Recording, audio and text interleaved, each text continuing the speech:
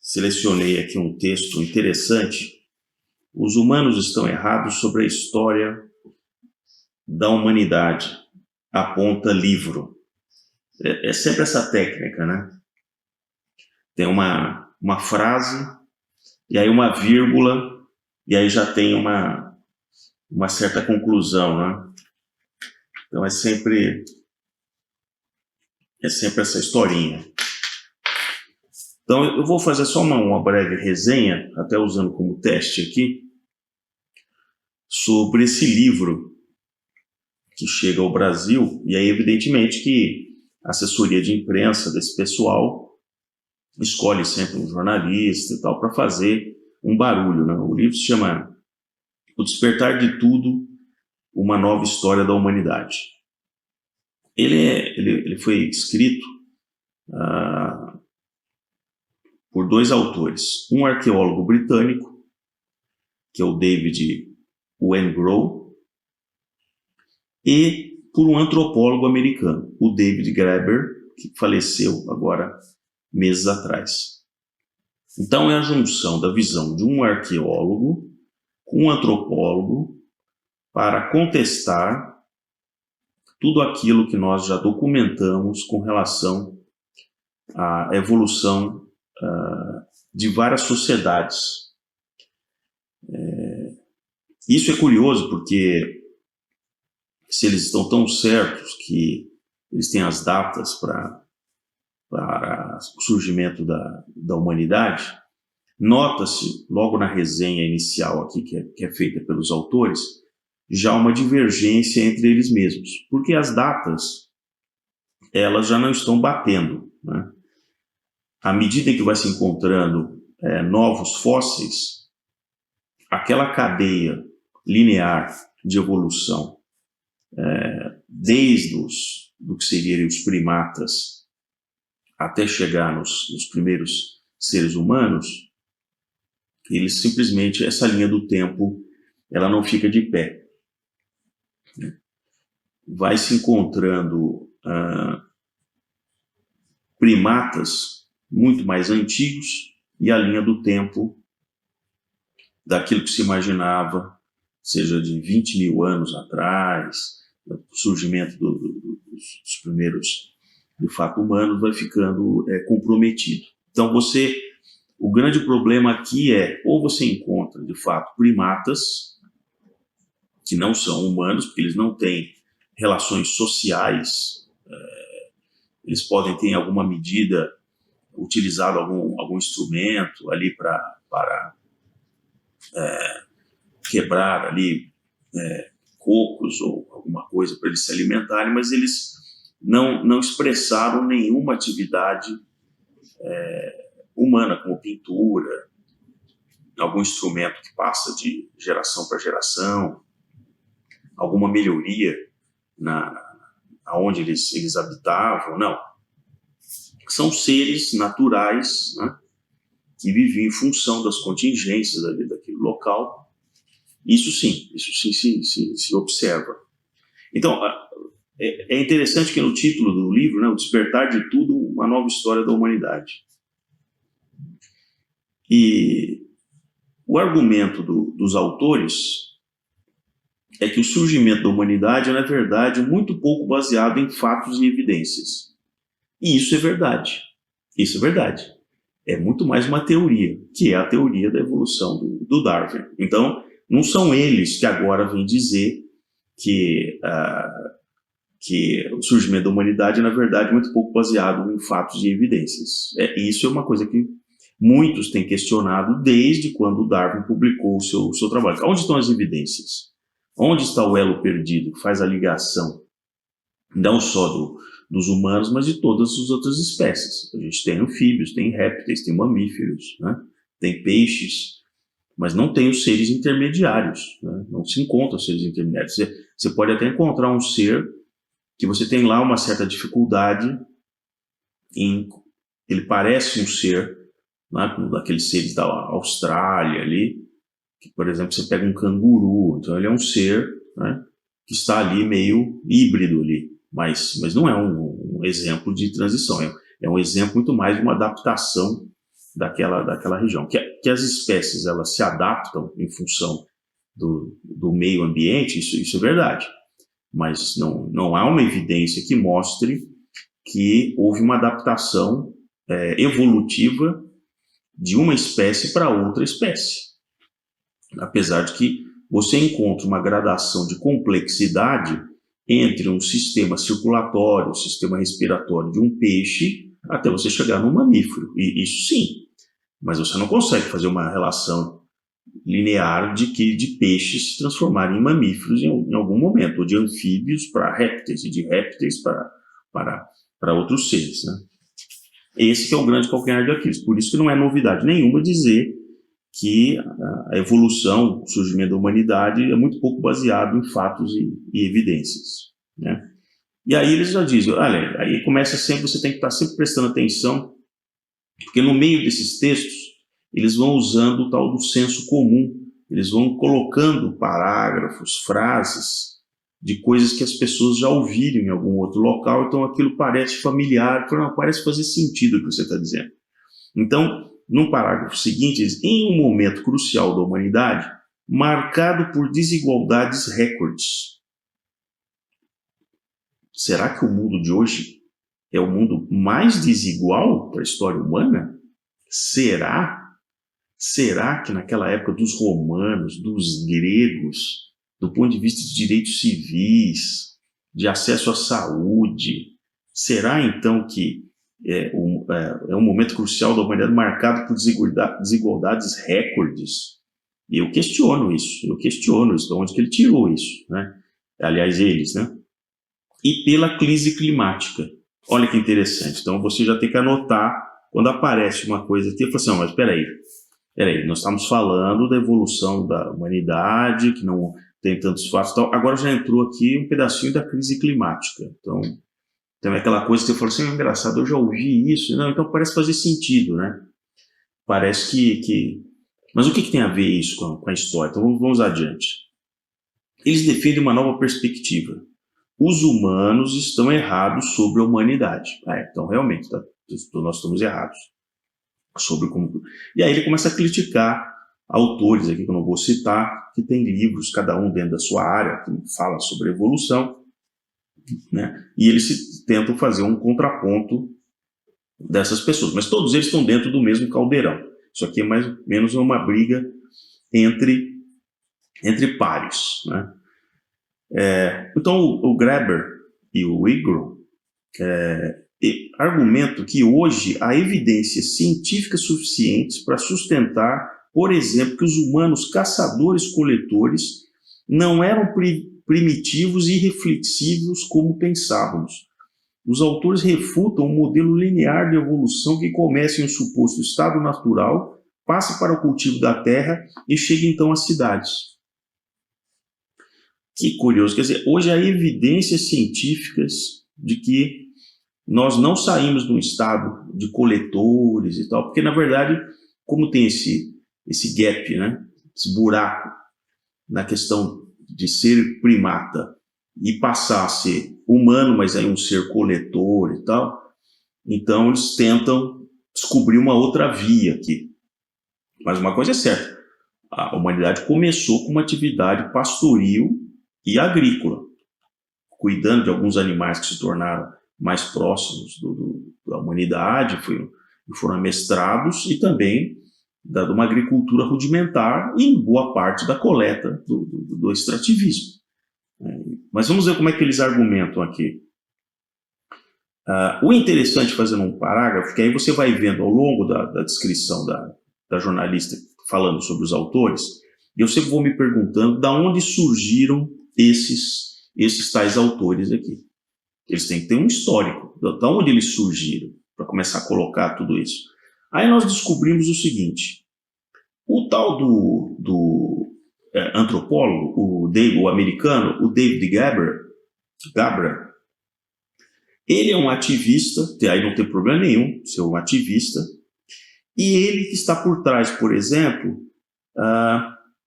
da criação, quando houve ali o subprime em 2008, 2009, ele é um dos mentores intelectuais do movimento que ficou carimbado como Occupy Wall Street, que pregava o fim do capitalismo, então aquele pessoal deitava ali em Wall Street, aqueles jovens e tal. Então vejam, isso é muito interessante, porque esse cara ele não é isento. Ele, na verdade, ele é um militante ativista contra o sistema capitalista. E ele está encontrando, através do livro, para criticar o sistema, só que ele vai usar ele como antropólogo, e aí ele vai buscar um colega britânico, arqueólogo, para, através de falar da evolução humana, na verdade o que ele quer atacar é o sistema do capital. Então é interessante que o David Graeber não só criou, foi um dos mentores do Occupy Wall Street, e em seguida se criou um slogan que ainda hoje a gente ouve, que é assim: nós somos 99%, que tem toda aquela questão da desigualdade, que tanto por cento da riqueza do mundo, então se criou o movimento nós somos 99%. E ele se diz um anarquista, quer dizer, se dizia, né, que ele faleceu meses atrás, e ele dedicou a sua vida e carreira a repensar a sociedade sem conformismos. Então é interessante que um cara desse, muitas vezes, ele modula uma pesquisa ou um livro que ele vai escrever disfarçadamente por uma militância ideológica que ele tem. Então é muito interessante vocês sempre acompanharem, saber, tem lá a manchete: humanos estão errados sobre a história da humanidade, aponta livro. Aí você vai ver. Aí primeiro a jornalista faz todo, nossa, tem o arqueólogo fulano, fulaninho, não sei o que. Aí começa a ter o título, nossa, é um livro iconoclasta, é um livro que é uma coisa assim. Aí você tem que começar a pesquisar, mas quem são essas pessoas? Qual a isenção que essas pessoas têm para escrever esse tipo de coisa, né? E aí, ele também, esse autor, ele escreveu 2 outros livros, que é Dívida, os primeiros 5.000 anos, que é toda uma história da dívida histórica com povos, enfim. E o outro livro tem sido muito comentado, é interessante quando surge, normalmente, a publicidade com relação ao autor e uma obra, eu começo a ver em outros canais, outros jornais, entrevistas e tal, ou gente que faz comentários sobre coisas corporativas e tal, que falam do mesmo autor, então vira um ping-pong. E eu já tinha visto semanas atrás, só que naquele momento eu ainda tinha lido essa reportagem, mas eu já tinha achado curioso uma manchete onde uma entrevista, onde uma comentarista sobre coisas corporativas falava encantada de uma coisa que chama bullshit jobs, que é o bullshit, que é uma frase, né, bem popular americana, e ele criou esse livro Bullshit Jobs, onde ele, pegando os efeitos da pandemia, ele chega à conclusão que existe uma série de atividades no mundo corporativo que são totalmente desnecessárias, como, por exemplo, as áreas de ouvidoria, que resolvem problemas dos consumidores. E olha, não, essa é uma área totalmente desnecessária, porque afinal de contas, se existe ouvidoria, é porque houve um problema que não foi resolvido lá na ponta. Olha, é um pensamento super simplista, ótimo, super simplista, né? Então, ele cria toda uma teoria de que existe uma série de trabalhos que são totalmente inúteis. Por isso que ele chama de bullshit jobs. Mas vamos aqui continuando. O livro tem um subtítulo pretensioso: Uma nova história da humanidade, como é possível renovar tudo aquilo que conhecemos sobre seres humanos e civilização. Então é interessante, porque por trás não se presta simplesmente a ser um trabalho científico de pesquisa, onde de repente ele mostra algumas incoerências nessa evolução linear da humanidade. Não. Por trás do subtítulo, como ele é um anarquista, confesso, o que ele está querendo é exatamente o que ele coloca no subtítulo, né? Como é possível renovar tudo aquilo que conhecemos sobre seres humanos e civilização. Nessa palavra renovar está aquele conceito da Revolução Francesa, que é importante você fazer uma revolução. Você simplesmente tem que destruir para criar uma coisa nova, Porque eles mesmos, desde os jacobinos, não acreditavam numa evolução caminhando em melhoria para a sociedade. Era necessário ter uma revolução. E aí é interessante que, nesse parágrafo que fala sobre o subtítulo, é encaixado aqui a seguinte frase: as imagens fantásticas do novo telescópio, divulgadas recentemente, mostraram o cosmos de uma maneira que nunca poderíamos ter imaginado antes. Ele está falando do James Webb, aquele telescópio de 10 bilhões de dólares, aquela inutilidade que fica fazendo imagens, né, de raios no ultravioleta, e que, então, quer dizer, o que ele está ligando, quer dizer, na verdade tem uma coisa subliminar aqui, ele está tentando ligar que as imagens fantásticas do novo telescópio mostram o cosmos de uma maneira diferente, então ele está tentando, isso aqui é um sofisma, O que tem a ver o telescópio, que está agora numa banda de frequência, que você consegue ver uma nebulosa, que por ondas, por exemplo, no caso antes de infravermelho, você não conseguia ver, agora você está no ultravioleta, por exemplo, aí você consegue identificar aquela nebulosa, e aí você tem uma impressão diferente do universo, mas ele já quer fazer uma ligação com as civilizações que não são o que a gente pensava. Então não dá para ligar uma coisa com a outra.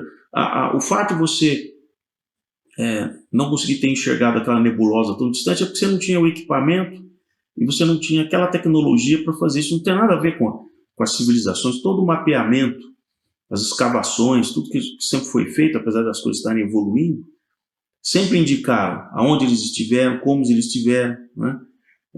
Não tem fato novo nesse aspecto, né? O que podemos ver nitidamente agora é que isso não é verdade. Um insight que antropólogos como Claude Lévi-Strauss já tinham tido nos anos 60. Então, de novo, como as pessoas em geral não leem o Claude Lévi-Strauss, um grande antropólogo, tá? Então ele encaixa o Lévi-Strauss aqui como se o Lévi-Strauss estivesse validando as coisas que ele falou. Não, o Lévi-Strauss simplesmente tabulou várias civilizações e mostrou que elas estavam, cada uma no seu tempo, no seu contexto, caminhando talvez para chegar talvez lá na frente no mesmo estado em que elas valorizavam as mesmas coisas, mas com instrumentos diferentes. Um olhava lá o sol, a montanha, dava o nome daquilo, de um bicho, o outro o mar, as pedras, enfim, e assim por diante. Mas isso é sempre uma honestidade intelectual. Você simplesmente, porque quando você está fazendo um texto realmente sério, científico, daquela afirmação que você está fazendo, você abre espaço para uma citação que comprova o que você está dizendo de um determinado autor. Então, se ele estivesse fazendo uma coisa séria com relação ao Lévi-Strauss, dentro dessa ideia de que a humanidade está tudo errado, ele deveria ter colocado uma citação do Lévi-Strauss, onde o Lévi-Strauss fala, não, das coisas que eu pesquisei, eu cheguei à conclusão de que tudo que sabemos da humanidade, isso não existe, né? Outra coisa interessante é que, usando o gancho do Lévi-Strauss, ele diz, não existe diferença entre nós e os antepassados, muito remotos, em termos de inteligência, de cognição e de consciência social e política. Aqui é outra desonestidade intelectual. De fato, o Lévi-Strauss, ele mostra que, como seres humanos, não há diferença se nós voltarmos numa escala de tempo com civilizações que nós encontramos. Do ponto de vista da inteligência, com certeza, não há nenhuma evidência de que nós somos mais inteligentes do que seres humanos de muitos anos, milênios atrás. Da cognição, né? Então, eles tinham uma cognição tão apurada como o nosso, só que eles não tinham os instrumentos, não tinham tecnologia, então a maneira dele transmitir isso era através de um totem, de uma representação do Sol, da Lua, mas ele tinha uma cognição de que aquilo tinha uma força e algo muito poderoso. Agora, a consciência social e política é aqui que tem um problema. Isso é muito recente. Isso é muito recente. Basicamente, da geração ali do lado do Ocidente, dos egípcios, dos gregos, então, que se começa a formar uma tênue consciência social e política que vai se desenvolvendo, e só a partir, provavelmente, do século XVI, como, por exemplo, Maquiavel, que tabula o primeiro a tabular claramente questões de ciência política e tal, então essa consciência não se tinha nesses povos antigos, eles lutavam pelas necessidades diárias que eles tinham, né? E aí, finalmente, é interessante, né, que aí ele começa a citar o Thomas Hobbes e o Rousseau, que é outra grande falácia. Se estuda realmente a diferença entre o Hobbes e o Rousseau, mas não da maneira que eles colocam aqui, que eu não vou entrar em detalhes. Aí é interessante porque, pegando o gancho de usar essa inserção do Hobbes e do Rousseau, que ambos estavam tentando entender como é que a sociedade tinha chegado naquele ponto, nós estamos falando já do século XVIII. E aí eles enxertam o seguinte aqui: a agricultura e a propriedade privada foram inventadas e essa civilização arruinou tudo. Então, como ele é um anarquista, é óbvio que em algum momento ele ia atacar a propriedade privada.